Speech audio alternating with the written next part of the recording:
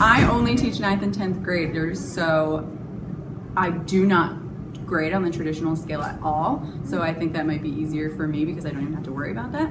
But proficiencies in my class, I try to make it impeccably clear to my students exactly what skills we're working on, so that way they know exactly what they're supposed to be learning. And I even have them on the wall over there so that they can read them, and I try to reiterate it all the time so that they know exactly what we're doing. In my classroom, well, it's a little different for everybody. The way that proficiencies allow me to grade in my classroom is it allows me to like personalize things a little bit better for everybody, because I talk in the terms of skills, like can you do this, like what the expectation is for certain kids and what the expectation is for everybody. So it's a little bit easier. So basically it's a way to track your goals in each of the categories you're playing. I use proficiencies as summative assessments for grading students. I don't generally grade homework because I think that the learning has a lot to do with homework. I use it as a check-in to let students know where they are. I use PowerSchool to communicate how well students are doing. And every assessment has a rubric attached to it, and they get a scoring criteria, and then they have some sort of post-assessment work that they have to do. So whether or not they got a 1, a 2, a 3, or a 4, they have something else that they can do. The PIs onto assignments and write into tests so that everyone can see what they have to get a 3, and I can just circle their score right on it in your class. Wow, that's a big one. I guess the short answer would be I use them to help me figure out what I'm going to teach. Yep. The way that I try to do it is that you'll see our performance indicator on anything I grade. You'll see the learning target, which is what we're actually trying to get done in class. A couple different ways. I give them Anna's class has got a document that they got the first day of school that shows all the proficiencies for the course. And then when we get into a different unit, I will probably have the kids pull that sheet out and say, okay, now we're doing ecology. See those 3 on the 3rd page? Let me talk about that. And then when we get around to having an assessment, I'll give them a heads up in terms of, these are the things you're going to be asked to show that you understand, and so they have that guide before a test. Up front, what I try to do is indicate what the performance indicator for the proficiency is for that particular unit when they're assessed.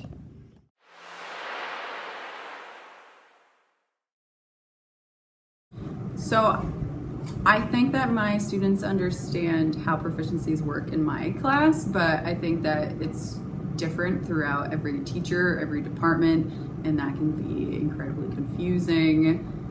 So they know what we're working on. They don't necessarily understand what that'll look like on a report card or what they need to do in order to graduate or necessarily even to move on into 10th grade, but they know what we're doing on a step-by-step basis.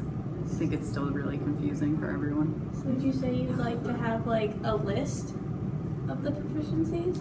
So your teachers have a list of the proficiencies that we're working on based on our department. You guys should have a list too, but you don't. I think that it's dependent on classrooms right now, because the way I do it is a lot different than the way that Mr. LeClaire does it. It's different than the way Mr. Wyden does it.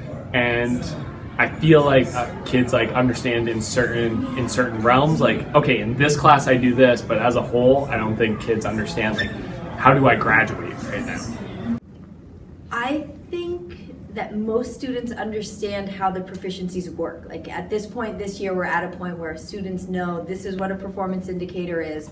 It ties to a proficiency, and I need to get a 2.6 average to be proficient in that proficiency. I don't think we've done a good job of making sure students realize why proficiency grading is or potentially is beneficial to them, why it's a better system than the traditional one, which I really think it is if we are doing it right. I really think it is a better system, but I don't think we've done a good job of explaining that so that most students understand that.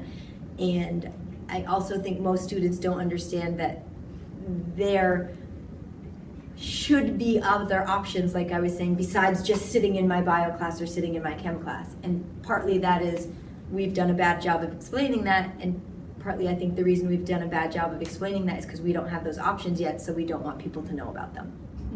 I think kids have a hard time understanding what they need to do, but I think students need to know how to get on to Power School. Well, they're freshmen, so I think they're starting to get it. I because I went through it last year, and I would say it differs by class. Not very well. No. Based on the questions that I get and the confusion over what they see in Power School, I think they understand the concept, but how it's being implemented across the school, because there are differences in between departments and in some cases between teachers. That on the first day of band, what I would really love to do is to say, okay guys, here's our proficiencies: create, perform, react, connect, and like define those in each of your classes, like so that kids understand that it's not the performance indicator that really matters, because performance indicator is really just something that I've chosen as like important to whatever we're dealing with, whether that's guitar or band. But what I'd really like to see is students take charge of this, design performance indicators for the class, so that whatever they find as more important is what I grade on. So, well, right now my plan is to just take it step by step because everyone's really confused. So throwing everything at you all at once will just confuse you more. I mean, even teachers are kind of confused still. So, but in the future, when everything is more clear, my plan for proficiencies is to teach on a very individual basis inside of my classroom, which means we might not all be working on the same skills at the same time. It might mean that we're not all reading the same book at the same time. We might not all be working on, some people might be working on their grammar, some people might be working on their analyzing structure. It's gonna be dependent on where you in your own education. That's the whole point. It's based on, it's personalized learning. So it's based on where you are right now and growing from there.